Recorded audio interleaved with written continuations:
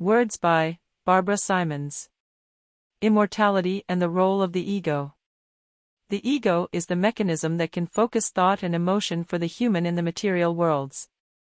As such, it is vital in order for spirit to have experience and residence while occupying a physical body. We have been inoculated by spirit. The virgin soil of humanity, symbolized by Mary being overshadowed, was penetrated, and this eternal bliss entered into limitation and even death as it was seeking for a helpmate through which it might navigate and occupy physical worlds. Without the human partner, this was not possible. A biological form was evolved, and when the time came, spirit pierced our DNA. Eternity is now resident within us. But the ego is given the task to self-protect and largely is anything but selfless. This is our journey then, to surrender willingly to death as master of the body so that we might experience resurrection as a servant to the divine nature.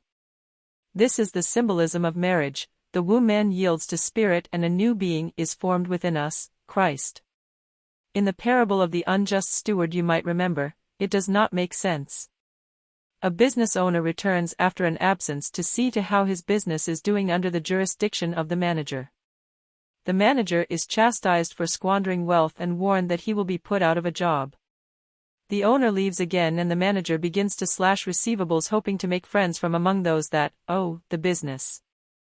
When the owner returns, he praises the manager for being wise in the ways of the world and making friends that will welcome him into eternal shelters once he is dismissed from his job.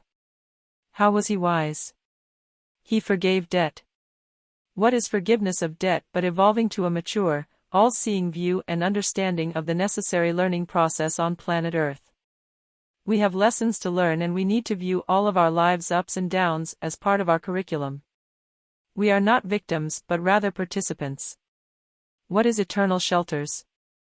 An immortal body.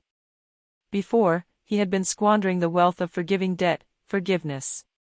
This is the key to enter into immortality. The ego must see and understand it is the mechanism that allows us to move into immortality, where it is welcomed into eternal shelters. It is a necessary part of the Christ equation. Queen Esther learns of the plan to annihilate her people and so boldly enters the king's chambers. She is warned, under threat of death, not to enter into his chambers, but she knows that she must petition for the salvation of her people and does so anyway. Once in his chambers, the king tells her to ask for anything, up to half of his kingdom, as this masculine and feminine archetypes are equal partners. The role of the ego has always been to self-protect, but as it evolves, it becomes selfless and recognizes its role as savior. Queen Esther is an archetype of ego. And saving her people means not dying a physical death, but rather being clothed in immortality. The parallels can go on forever, but you get the idea. Such mystery in the stories within this timeless book.